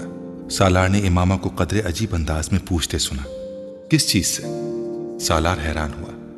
ہیل سے، اس جگہ سے جس کے آگے اور کچھ بھی نہیں ہوتا، سب کچھ اس کے پیچھے ہی رہ جاتا ہے۔ معتوب اور مغضوب ہو جانے کے بعد باقی بچتا کیا ہے جسے جاننے کا تمہیں تجسس ہے؟ امامہ نے قدر افسوس میں کہا، میں تمہاری بات سمجھ نہیں سکا، سب کچھ میرے سر کے اوپر سے گزرا ہے۔ سالار نے جیسے اعلان کرنے والے انداز میں کہا، فکر مت کرو، آ جائے گی۔ ایک وقت آئے گا جب تمہیں ہر چیز کی سمجھ آ جائے گی، یا پھر تمہاری ہنسی ختم ہو جائے گی۔ تب تمہیں خوف آنے لگے گا، موت سے بھی اور دوزخ سے بھی۔ اللہ تمہیں سب کچھ دکھا اور بتا دے گا۔ پھر تم کسی سے یہ کبھی نہیں پوچھا کرو گی، what is the next to ecstasy? Imama نے بہت رسانیت سے کہا، یہ تمہاری پیش گوئی ہے؟ سالار نے اس کی بات کے جواب میں کچھ چپتے ہوئے لہجے میں کہا، نہیں۔ امامہ نے اسی انداز میں کہا، تجربہ؟ سالار نے گردن سیدھی کر لی۔ ہاں، یہ تمہارا تجربہ ہی ہو سکتا ہے۔ کی تو تم نے خودکشی ہے، میرا مطلب ہے کرنے کی کوشش کی ہے۔ میں نے اپنے طریقے سے ہی کوشش کی تھی، تم نے اپنے طریقے سے کوشش کی ہے، سالار نے سرد مہری سے کہا۔ امامہ کی آنکھوں میں ایک بار پھر آنسو آ گئے۔ گردن موڑ کر اس نے سالار کو دیکھا۔ میں نے کوئی خودکشی نہیں کی ہے۔ کسی لڑکے کے لیے گھر سے بھاگنا ایک لڑکی کے لیے خودکشی ہی ہوتی ہے، وہ بھی اس صورت میں جب وہ لڑکا شادی پر تیار ہی نہ ہو۔ دیکھو، میں خود ایک لڑکا ہوں، بہت براڈ مائنڈڈ اور لبرل ہوں، اور میں بالکل برا نہیں سمجھتا اگر ایک لڑکی گھر سے بھاگ کر کسی لڑکے کے ساتھ کورٹ میرج یا شادی کر لے، مگر وہ لڑکا اس کا ساتھ تو دے۔ ایک ایسے لڑکے کے لیے گھر سے بھاگ جانا جو شادی کر چکا ہو मेरी समझ में नहीं आता। और फिर तुम्हारी उम्र में भागना बिल्कुल ही हिमाकत है। मैं किसी लड़के के लिए नहीं भागी हूं, जलालुन नसर। सालार ने उसकी बात काटते हुए उसे याद दिलाया। मैं उसके लिए नहीं भागी हूं, वो बेइख्तियार बुलंद आवाज में चिल्लाई। सालार का पांव बेइख्तियार ब्रेक पर जा पड़ा। उसने हैरानी से इमामा को देखा। तो मुझ पर क्यों चिल्ला रही हो? मुझ पर चिल्लाने की जरूरत नहीं है, सालार ने नाराजी से कहा। वो खिड़की से बाहर देखने लगी। ये जो तुम्हारी मजहब वाली थ्योरी या फिलॉसफी या पॉइंट या जो भी है, आई डोंट गेट इट। क्या फर्क पड़ता है अगर कोई किसी और पैगंबर को मानना शुरू हो गया? जिंदगी इन फजूल बहसों के अलावा भी कुछ है। मजहब, अकीदे या फिरके पर लड़ना, व्हाट रबिश। इमामा ने गर्दन मोड़कर नाराजगी के आलम में उसे देखा। जो चीजें तुम्हारे लिए फजूल हैं, जरूरी नहीं कि वो हर एक के लिए फजूल हों। मैं अपने मजहब पर कायम नहीं रहना चाहती और ना ही उस मजहब के किसी शख्स से शादी करना चाहती हूं। तो ये मेरा हक है कि मैं ऐसा करूं। मैं तुमसे ऐसी चीजों के बारे में बहस नहीं करना चाहती जिसे तुम नहीं समझते। इसलिए तुम इन मामलात के बारे में इस तरह के तबसरे मत करो। मुझे हक में जो चाहे कहूं, फ्रीडम ऑफ एक्सप्रेशन, इजहार की आजादी। सालार ने कंधे उचकाते हुए कहा। इमामा ने जवाब देने के बजाय खामोशी इख्तियार की। वो खिड़की से बाहर देखने लगी। सालार भी खामोशी से गाड़ी ड्राइव करने लगा। ये जलालुन नसर, मैं इसकी बात कर रहा था। कुछ देर की खामोशी के बाद एक बार फिर अपने उसी मौजू की तरफ आ गया। इसमें क्या खास बात है? उसने गर्दन मोड़कर इमामा को देखा। वो अब विंड स्क्रीन से बाहर सड़क को देख रही थी। जलालुन नसर और तुम्हारा कोई जोड़ नहीं है। वो बिल्कुल भी हैंडसम नहीं है। तुम एक खूबसूरत लड़की हो। मैं हैरान हूं कि तुम उसमें कैसे दिलचस्पी लेने लगी। क्या वो बहुत ज्यादा इंटेलिजेंट है? उसने इमामा से पूछा। इमामा ने हैरानी से उसे देखा। इंटेलिजेंट? क्या मतलब? देखो, या तो किसी की शक्ल अच्छी लगती है। मैं नहीं समझता कि तुम्हें जलाल की शक्ल अच्छी लगती होगी, या फिर उसका फैमिली बैकग्राउंड, पैसा वगैरह किसी में दिलचस्पी का बायस बनता है। अब जलाल का फैमिली बैकग्राउंड या माली हालत के बारे में मैं नहीं जानता, मगर खुद तुम्हारा फैमिली बैकग्राउंड जितना साउंड है, यह भी तुम्हारे लिए उसमें दिलचस्पी का बायस नहीं बन सकता।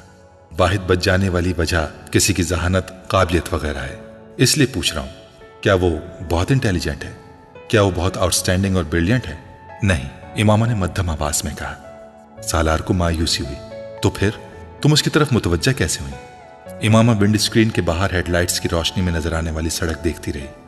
सालार ने अपना सवाल दोहराया। सिर्फ कंधे उचकाते हुए वो दोबारा ड्राइविंग पर तवज्जो देने लगा। गाड़ी में एक बार फिर खामोशी छा गई। वो नात बहुत अच्छी पढ़ता है। तकरीबन 5 मिनट बाद खामोशी टूटी। विंड स्क्रीन से बाहर देखते हुए मध्यम आवाज में इमामा यूं बड़बड़ाई थी जैसे खुद कलामी कर रही हो। सालार ने उसका जुमला सुन लिया था, मगर वो उसे नाकाबिले यकीन लगा। क्या? उसने जैसे तस्दीक चाही। जलाल बहुत अच्छी नात पढ़ता है। उसी तरह विंड स्क्रीन से बाहर झांकते हुए कहा, मगर इस बार उसकी आवाज कुछ बुलंद थी। बस आवाज की वजह से? सिंगर है? सालार ने तबसरा किया। इमामा ने नफी में सर हिलाया। फिर बस वो नात ही पढ़ता है और बहुत खूबसूरत पढ़ता है। सालार हंसा। तुम सिर्फ इसके नात पढ़ने की वजह से उससे मोहब्बत में गिरफ्तार हुई? मैं कम से कम इस पर यकीन नहीं कर सकता। इमामा ने गर्दन मोड़कर उसकी तरफ देखा। तो मत करो, तुम्हारे यकीन की किसको जरूरत है? उसकी आवाज में सर्द महरी थी। गाड़ी में एक बार फिर खामोशी छा गई। फर्ज करो ये मान लिया जाए कि वाकई तुम उसके नात पढ़ने से कुछ मुतासिर होकर इतना आगे बढ़ गई। बारबरा कॉटलैंड के नॉवेल वाला रोमांस ही हो गया ये तो। और तुम एक मेडिकल की स्टूडेंट होकर इतना मैच्योर जहन रखती हो। सालार ने बेरहमी से तबसरा किया। इमामा ने एक बार फिर गर्दन मोड़कर उसे देखा। मैं बहुत मैच्योर हूं, बहुत ज्यादा। पिछले 2-4 सालों में मुझसे ज्यादा प्रैक्टिकल होकर किसी ने चीजों को नहीं देखा होगा। मेरी राय महफूज है। हो सकता है तुम्हारा प्रैक्टिकल होना मेरे प्रैक्टिकल होने से मुख्तलिफ हो। एनीवे, मैं जलाल की बात कर रहा था। वो जो तुम नात वगैरह का जिक्र कर रही थी उसकी बात। बास चीजों पर अपना इख्तियार नहीं होता, मेरा भी नहीं। इस बार इमामा की आवाज में शिकस्तगी थी। मैं फिर तुमसे इत्तेफाक नहीं करता। हर चीज अपने इख्तियार में होती है। कम से कम अपनी फीलिंग्स, इमोशंस और एक्शन पर इंसान को कंट्रोल होता है। हमें पता होता है कि हम किस शख्स के लिए किस तरह की फीलिंग्स डेवलप कर रहे हैं, क्यों कर रहे हैं, उसका भी पता होता है। और जब तक हम बाकायदा होश आवास में रहते हुए उन फीलिंग्स को डेवलप नहीं होने देते, वो नहीं होती। इसलिए नहीं मान सकता कि ऐसी चीजों पर अपना कंट्रोल ही ना रहे। उसने बात करते हुए दूसरी बार इमामा को देखा। उसे एहसास हुआ कि वो उसकी बात नहीं सुन रही थी। वो पल के झपकाए बगैर विंड स्क्रीन को देख रही थी। ये शायद विंड स्क्रीन से बाहर देख रही थी। उसकी आंखें मुतवर्रिम थी और उस वक्त भी उनमें नमी नजर आ रही थी। वो जहनी तौर पर कहीं और मौजूद थी। कहाँ, ये वो नहीं जान सकता था। उसे वो एक बार फिर एबनॉर्मल लगी। بہت دیر خاموشی سے ڈرائیو کرتے رہنے کے بعد سالار نے قدرے اکتا کر ایک بار پھر اسے مخاطب کیا۔ نعت پڑھنے کے علاوہ اس میں اور کون سی کوالٹی ہے؟ اس کی آواز بلند تھی۔ امامہ بے اختیار چونک گئی۔ نعت پڑھنے کے علاوہ اس میں اور کیا کوالٹی ہے؟ سالار نے اپنا سوال دہرایا۔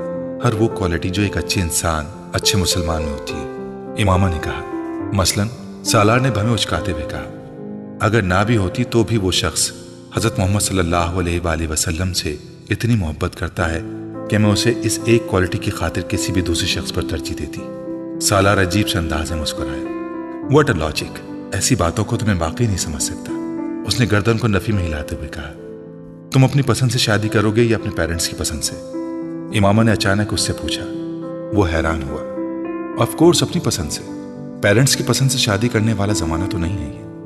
اس نے کندھے اچکاتے ہوئے لاپرواہی سے کہا، تم بھی تو کسی کوالٹی کی وجہ سے کوئی لڑکی پسند کرو گے، شکل و صورت کی وجہ سے، یا پھر جس سے تمہاری انڈرسٹینڈنگ ہو جائے گی اس سے، ایسا ہی ہوگا نا؟ وہ پوچھ رہی تھی۔ یقیناً، سالار نے کہا، میں بھی تو یہی کر رہی ہوں۔ اپنی اپنی ترجیحات کی بات ہوتی ہے۔ تم ان چیزوں کی بنا پر کسی سے شادی کرو گے، میں بھی ایسی ہی ایک وجہ کی بنا پر شادی کرنا چاہتی تھی جلال نصر سے۔ وہ رکی۔ میری خواہش ہے کہ میری شادی اس سے ہو جو حضرت محمد صلی اللہ علیہ وآلہ وسلم سے مجھ سے زیادہ محبت رکھتا ہو۔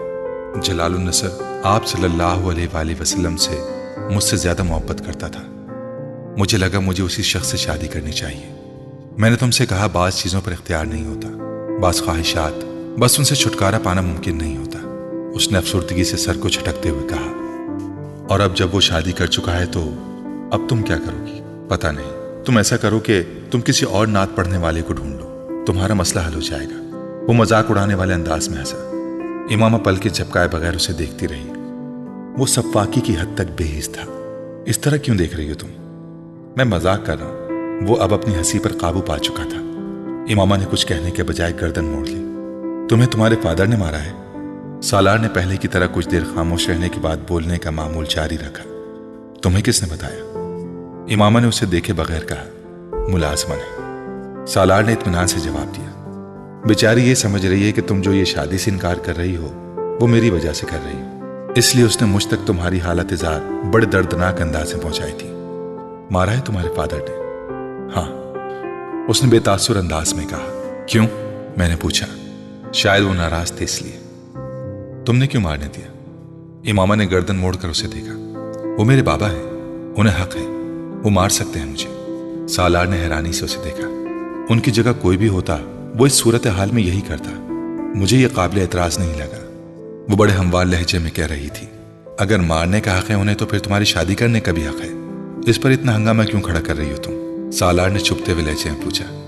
کسی مسلمان سے کرتے اور چاہے جہاں مرضی کر دیتے میں کروا لیتی، چاہے وہ جلال النصر نہ ہوتا، استہزائیہ انداز میں کہا۔ ہاں، اب بھی آخر کون سا ہو گئی ہے اس سے؟ اس کی آنکھوں میں ایک بار پھر نمی جھل ملا رہی تھی۔ تو تم ان سے یہ کہہ دیتی؟ کہا تھا۔ تم سمجھتے ہو میں نے نہیں کہا ہوگا؟ مجھے ایک بات پر حیرانی ہے، سالار نے چند لمحوں کے بعد کہا۔ آخر تم نے مجھ سے مدد لینے کا فیصلہ کیوں کیا؟ بلکہ کیسے کر لیا؟ تم مجھے خاصا ناپسند کرتی تھی۔ اس نے امامہ کی بات کا جواب دیے بغیر بات جاری رکھی۔ میرے پاس تمہارے علاوہ دوسرا کوئی آپشن نہیں تھا، امامہ نے مدھم آواز میں کہا۔ میری اپنی کوئی فرینڈ اس طرح کی مدد کرنے کی پوزیشن میں نہیں تھی جس طرح کوئی لڑکا کر سکتا تھا۔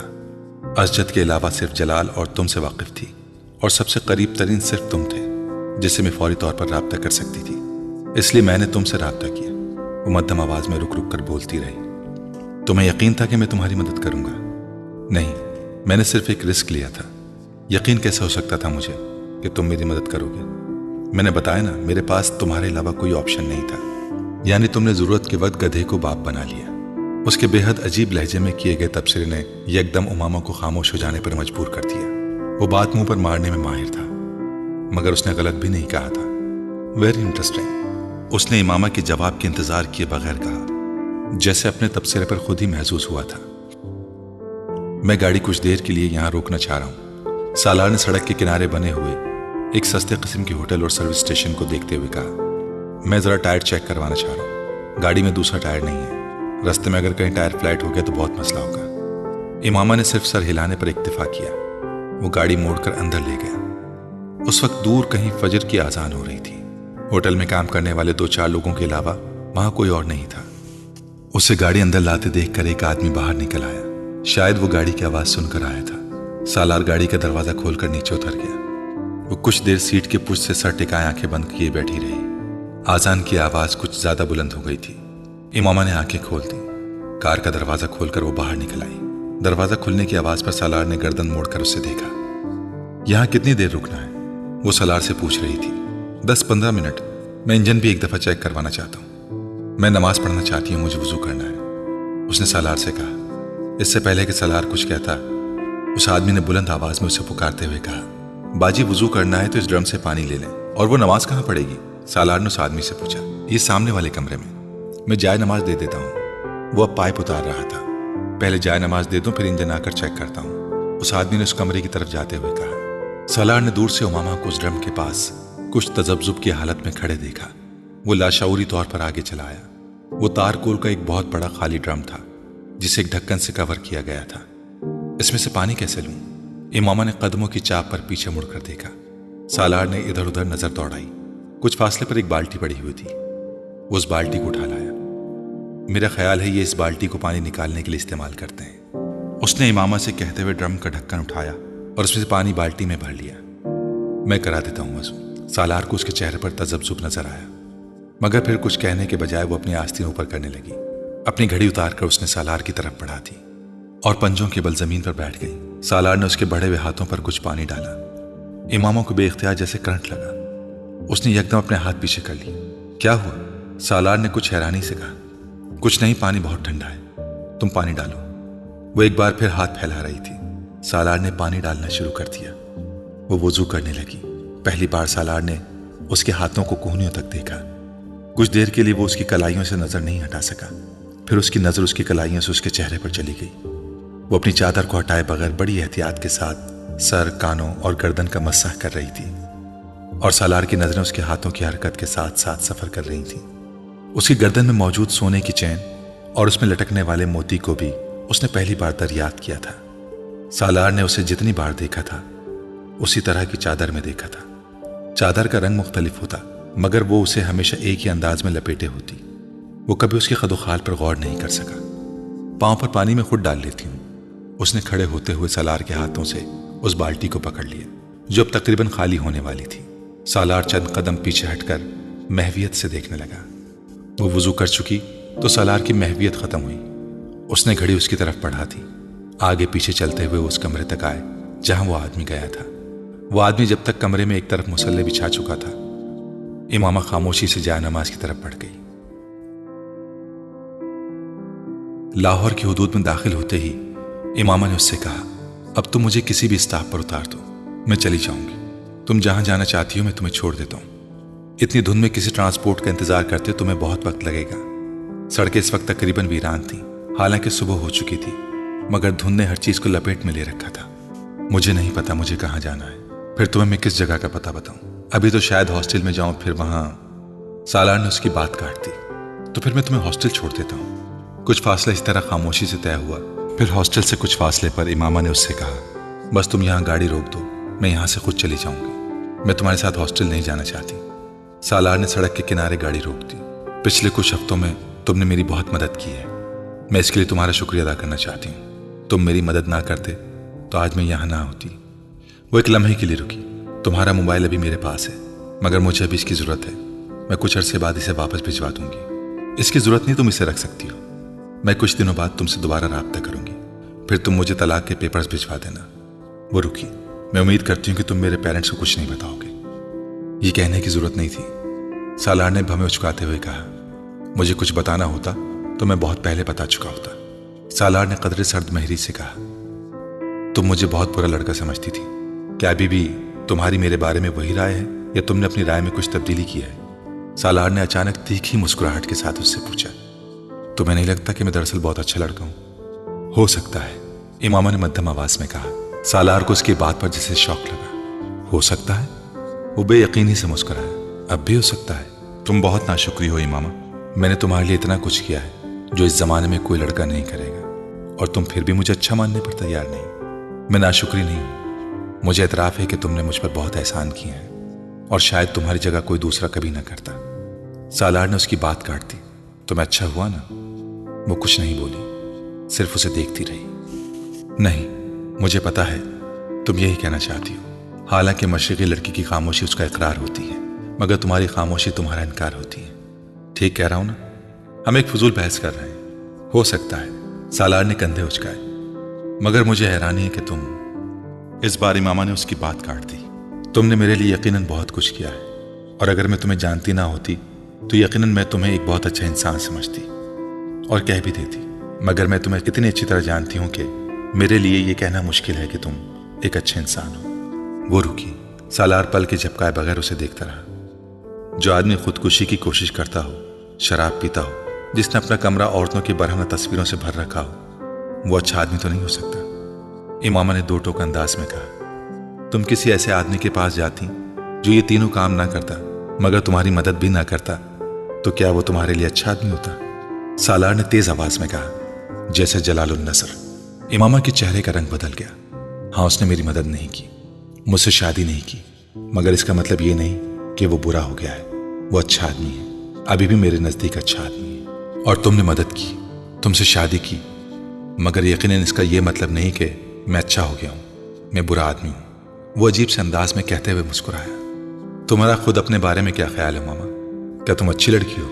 उसने अचानक चुपते हुए अंदाज से पूछा और फिर जवाब का इंतजार किए बगैर कहने लगा, मेरे नजदीक तुम भी अच्छी लड़की नहीं हो। तुम भी एक लड़के के लिए अपने घर से भागी हो। अपने मंगेतर को धोखा दिया तुमने, अपनी फैमिली की इज्जत को खराब किया तुमने। सालार ने हर लिहाज बालाए ताक रखते हुए साफ गोई से कहा। इमामा की आंखों में हल्की सी नमी आ गई। तुम ठीक कहता हो, मैं वाकई अच्छी लड़की नहीं हूं। अभी मुझे ये जुमला बहुत से लोगों से सुनना है। मैं तुम्हें बहुत लंबी चौड़ी वजाहत दे सकती हूं, मगर इसका कोई फायदा नहीं। तुम उन चीजों को नहीं समझ सकते। फर्ज करो मैं तुम्हें लाहौर ना लेकर आता, कहीं और ले जाता फिर, मगर मैं तुम्हें बाहिफाजत यहां ले आया। ये मेरा तुम पर कितना बड़ा एहसान है, तुम्हें अंदाजा है इसका? इमामा गर्दन मोड़कर उसे देखने लगी। मुझे यकीन था तुम मुझे कहीं और नहीं ले जाओगे। वो उसकी बात पर हंसा। मुझ पर यकीन था? क्यों? मैं तो एक बुरा लड़का हूं। मुझे तुम पर यकीन नहीं था, अल्लाह पर यकीन था। सालार के माथे पर कुछ बल पड़े। मैंने अल्लाह और अपने पैगंबर सल्लल्लाहु अलैहि वसल्लम के लिए सब कुछ छोड़ दिया है। ये कभी नहीं हो सकता था कि वो मुझे तुम्हारे जैसे आदमी के हाथों रुसवा करते। ये मुमकिन ही नहीं था। फर्ज करो ऐसा हो जाता। सालार मिस्र हुआ। मैं ऐसी बात क्यों फर्ज करूं जो नहीं हुई? वो अपनी बात पर कायम थी। यानी तुम मुझे किसी किस्म का कोई क्रेडिट नहीं दोगी?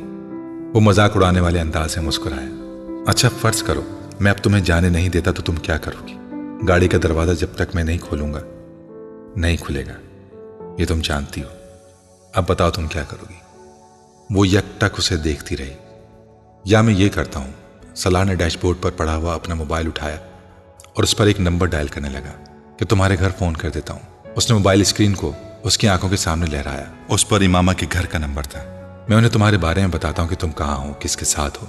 फिर यहां से तुम्हें सीधा पुलिस स्टेशन ले जाकर उनकी तहवील में दे देता हूं। तो फिर तुम्हारे एतकाद और एतबार का क्या हुआ? वो मजाक उड़ाने वाले अंदाज में कह रहा था। इमामा चुपचाप उसे देखती रही। सालार को बेहद खुशी महसूस हुई। सालार ने मोबाइल ऑफ करते हुए एक बार फिर उसकी आंखों के सामने लहराया। कितना बड़ा एहसान कर रहा हूं तुम पर कि ऐसा नहीं कर रहा। उसने मोबाइल को दोबारा डैशबोर्ड पर रखते हुए कहा, हालांकि तुम बेबस हो, कुछ भी नहीं कर सकती। इस तरह रात को मैं तुम्हें कहीं और ले जाता तो तुम क्या कर लेती? मैं तुम्हें शूट कर देती। सालार ने हैरानी से उसे देखा, फिर कहका मार कर हंसा। क्या कर देती? मैं तुम्हें शूट कर देती। उसने उसी अंदाज में रुक रुक कर उसे कहा। वो स्टीयरिंग पर दोनों हाथ रखकर खिलखिलाकर हंसा। कभी जिंदगी में पिस्टल देखा भी है तुमने? उसने इमामा का मजाक उड़ाते हुए कहा। सालार ने उसे झुकते और अपने पांव की तरफ हाथ बढ़ाते देखा। जब वो सीधी हुई तो उसने सालार से कहा, शायद इसे कहते हैं। सालार हंसना भूल गया। उसके दाएं हाथ में छोटे साइज का एक बहुत खूबसूरत और कीमती लेडीज पिस्टल था। सालार पिस्टल पर उसके हाथों की गिरफ्त देखकर जान गया था कि वो किसी अनाड़ी के हाथ में नहीं था। उसने बेयकीनी से इमामा को देखा। तुम मुझे शूट कर सकती थी? हाँ, मैं तुम्हें शूट कर सकती थी, मगर मैंने ऐसा नहीं किया क्योंकि तुमने मुझे कोई धोखा नहीं दिया। उसने मुस्तहकम आवाज में कहा। उसने पिस्टल सालार की तरफ नहीं किया था, सिर्फ अपने हाथ में रखा था। गाड़ी का लॉक। उसने बात अधूरी छोड़ते हुए सालार से कहा। सालार ने गैर इरादी तौर पर अपनी तरफ मौजूद बटन को दबाकर लॉक खोल दिया। इमामा ने दरवाजा खोल दिया। वो अब अपनी पिस्टल अपनी गोद में मौजूद बैग में रख रही थी। दोनों के दरमियान मजीद कोई बात नहीं हुई। इमामा ने गाड़ी से निकलकर उसका दरवाज़ा बंद कर दिया। सालार ने उसे तेज कदमों के साथ एक करीब आती हुई वैगन की तरफ जाते देखा और फिर उसमें सवार होते देखा। उसकी क़ुव्वत मुशाहिदा बहुत तेज थी। वो किसी भी शख्स के चेहरे को पढ़ सकता था और उसे इस चीज़ पर बड़ा ज़ौम था। मगर वहाँ उस धुंध आलूद सड़क पर गाड़ी पर बैठे हुए उसने एतराफ़ किया वो इमामा हाशिम को नहीं जान सका था। वो अगले कई मिनट तक स्टीयरिंग पर दोनों हाथ रखे बेयकीनी के आलम में वहीं बैठा रहा था। इमामा हाशिम के लिए उसकी नापसंदीदगी में कुछ और इजाफा हो गया था। वो वापसी पर धुंध की परवाह किए बगैर पूरी रफ्तार से गाड़ी चला कर आया था। पूरे रास्ते उसका जहन उसी अधेड़ बंद में लगा हुआ था कि उसने पिस्टल आखिर कहाँ से निकाला था। वो पूरे वसूख से कह सकता था कि जिस वक्त वो वजू के लिए पाँव धो रही थी उस वक्त वो पिस्टल उसकी पिंडली के साथ नहीं था, वरना वो ज़रूर उसे देख लेता। बाद में नमाज पढ़ने के दौरान भी वो बगौर उसे सर से पाँव तक देखता रहा था। पिस्टल तब भी उसकी पिंडली के साथ बंधा हुआ नहीं था। वो बर्गर खाने और चाय पीने के बाद गाड़ी में आकर बैठ गई थी। वो कुछ देर बाद गाड़ी में आया था। वो यकीनन गाड़ी में मौजूद उसके बैग में ही होगा। वो अंदाजे लगाता रहा। वो जिस वक्त अपने घर पहुंचा उसका मूड ऑफ था। गेट से गाड़ी अंदर ले जाते हुए उसने चौकीदार को अपनी तरफ बुलाया। रात को मैं जिस लड़की के साथ यहां से गया था तुम उसके बारे में किसी को नहीं बताओगे, बल्कि मैं रात को कहीं नहीं गया, समझ आया? उसने तहकमाना अंदाज में कहा। जी, मैं किसी को नहीं बताऊंगा। चौकीदार ने फर्माबरदारी से सर हिलाया। वो अहमक नहीं था कि ऐसी चीजों के बारे में किसी को बताता फिरता। अपने कमरे में आकर वो इत्मीनान के साथ सो गया। उसका उस दिन कहीं जाने का इरादा नहीं था। वो उस वक्त गहरी नींद में था जब उसने अचानक किसी को अपने कमरे के दरवाजे को जोर जोर से बजाते सुना। वो एकदम उठकर बैठ गया। दरवाजा वाकई बज रहा था। उसने मुंदी हुई नजरों से वॉल क्लॉक को देखा जो 4 बजा रहा था। अपनी आंखों को रगड़ते हुए वो अपने बेड से उठ खड़ा हुआ। उसे दरवाजा बजाने वाले पर शदीद गुस्सा आ रहा था। उसी गुस्से के आलम में उसने बड़बड़ाते हुए एक झटके के साथ दरवाजा खोल दिया। बाहर मुलाजिम खड़ा था। क्या तकलीफ है तुम्हें? क्यों इस तरह दरवाजा बजा रहे हो? दरवाजा तोड़ना चाहते हो तुम? वो दरवाजा खोलते ही मुलाजिम पर चिल्लाया। सालार साहब, बाहर पुलिस खड़ी है। मुलाजिम ने घबराए हुए अंदाज में कहा। सालार का गुस्सा और नींद 1 मिनट में गायब हो गए। 1 सेकंड से भी कम अरसे में वो पुलिस के वहां आ जाने की वजह जान गया था और उसे उनकी और इमामा के घर वालों की उस मुस्तादी पर हैरत हुई। आखिर चंद घंटों में सीधे उस तक कैसे पहुंच गए थे? किस लिए आई है पुलिस? उसने अपनी आवाज को पुरसुकून रखते हुए बेतासुर चेहरे के साथ पूछा। जी, ये तो नहीं पता, बस वो ये कह रहे हैं कि आपसे मिलना है। मगर चौकीदार ने गेट नहीं खोला। उसने उनसे कह दिया कि आप घर पर नहीं हैं, मगर उनके पास आपके वारंट हैं। वो कह रहे हैं कि अगर उन्हें अंदर नहीं आने दिया गया तो वो जबरदस्ती अंदर आ जाएंगे और तमाम लोगों को गिरफ्तार करके ले जाएंगे। सालार ने बेख्तियार इत्मीनान भरा सांस लिया। चौकीदार ने वाकई बड़ी अक्लमंदी का मुजाहरा किया था। उसे यकीनन ये अंदाजा हो गया था कि पुलिस रात वाली लड़की के मामले में ही तफ्तीश के लिए वहां आई थी। इसलिए उसने ना तो पुलिस को अंदर आने दिया और ना ही उन्हें यह बताया कि सालार घर पर मौजूद था। तुम फिक्र मत करो, मैं कुछ ना कुछ करता हूं, सालार ने मुलाजिम से कहा और वापस अपने बेडरूम में आ गया। वो किसी आम शहरी का घर होता तो पुलिस शायद दीवार फलांग कर भी अंदर दाखिल हो जाती, मगर उस वक्त वारंट के बावजूद उस घर का साइज और जिस इलाके में वो वाक़ था उन्हें खौफ में मुब्तला कर रहे थे। अगर इमामा का खानदान भी असर रसूख वाला नहीं होता तो शायद उस वक्त पुलिस इस सेक्टर में आने और ख़ास तौर पर वारंट के साथ आने की जुर्रत ही ना करती। मगर उस वक्त पुलिस के सामने आगे कुआं पीछे खाई वाली सूरत थी। सालार ने बेडरूम के अंदर आते ही फ़ोन उठाकर कराची सिकंदर उस्मान को फ़ोन किया।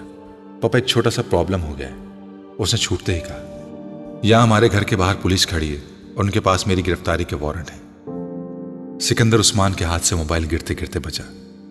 क्यों? ये तो नहीं पता पापा, मैं सो रहा था, मुलाजिम ने जगा कर मुझे बताया। क्या मैं पुलिस वालों से जाकर पूछूं कि वो किस सिलसिले में मुझे गिरफ्तार करना चाहते हैं? सालार ने बड़ी फर्माबरदारी और मासूमियत के साथ सिकंदर उस्मान से पूछा। नहीं, बाहर निकलने या पुलिस को अंदर बुलवाने की जरूरत नहीं है, तुम अपने कमरे में ही रहो, मैं थोड़ी देर बाद तुम्हें रिंग करता हूँ। सिकंदर उस्मान ने उजलत के आलम में मोबाइल बंद कर दिया। सालार ने मुतमईन होकर फोन रख दिया। वो जानता था कि अब कुछ देर बाद पुलिस वहां नहीं होगी और वाकई ऐसा ही हुआ था। 10-15 मिनट के बाद मुलाजिम ने आकर उसे पुलिस के जाने के बारे में बताया। मुलाजिम अभी उससे बात ही कर रहा था जब सिकंदर ने दोबारा कॉल की थी। पुलिस चली गई है? सिकंदर ने उसकी आवाज़ सुनते ही कहा, हाँ चली गई है। सालार ने बड़े इत्मीनान भरे अंदाज में कहा, अब तुम मेरी बात ठीक तरह सुनो। मैं और तुम्हारी मम्मी रात को कराची से इस्लामाबाद पहुंच रहे हैं। तुम तब तक घर से कहीं नहीं निकलोगे, सुना तुमने? सालार को उनकी बात करने का अंदाज बहुत अजीब सा लगा। उन्होंने बहुत उखड़ा अंदाज और सर्द महरी से उससे बात की थी। सुन लिया। वो दूसरी तरफ से फोन बंद कर चुके थे। सालार अभी फोन बंद कर रहा था जब उसकी नजर अपने कमरे के कारपेट पर पड़ी। वहां जूते के निशानात थे ملازم بھی قدر حیرانی کے عالم میں ان نشانات کو دیکھ رہا تھا جو کھڑکی سے قطار کی صورت میں بڑھ رہے تھے۔ جوتے کے نشانات کو صاف کر دو، سالار نے تحکمانہ انداز میں کہا۔ ملازم کمرے سے باہر چلا گیا۔ سالار اٹھ کر کھڑکی کی طرف آ گیا۔ اس نے وہ سلائڈنگ ونڈو پوری طرح کھول دی۔ اس کا اندازہ ٹھیک تھا، جوتے کے وہ مٹی والے نشانات باہر برآمدے میں بھی موجود تھے۔ امامہ اپنی کیاریوں سے گزر کر دیوار پھلانگ کر ان کی کیاریوں میں کودی تھی، اور یہی وجہ تھی کہ اس کے جوتے کے تلے مٹی سے بھر گئے تھے۔ اوس کی وجہ سے وہ مٹی کم اور کیچڑ زیادہ تھی۔ اس کے برآمدے کے سفید ماربل پر وہ نشانات بالکل ایک قطار کی صورت میں آ رہے تھے۔ وہ گہری سانس لیتا ہوا اندر آ گیا۔ ملازم کمرے میں ان نشانات کو صاف کرنے میں مصروف تھا۔ باہر برآمدے میں بھی پیروں کے کچھ نشانات ہیں، انہیں بھی صاف کر دینا۔ سالار نے اس سے کہا، یہ کس کے نشان ہیں؟ ملازم زیادہ دیر اپنے تجسس پر قابو نہیں رکھ سکا۔ میرے، سالار نے اکھڑ لہجے میں کہا۔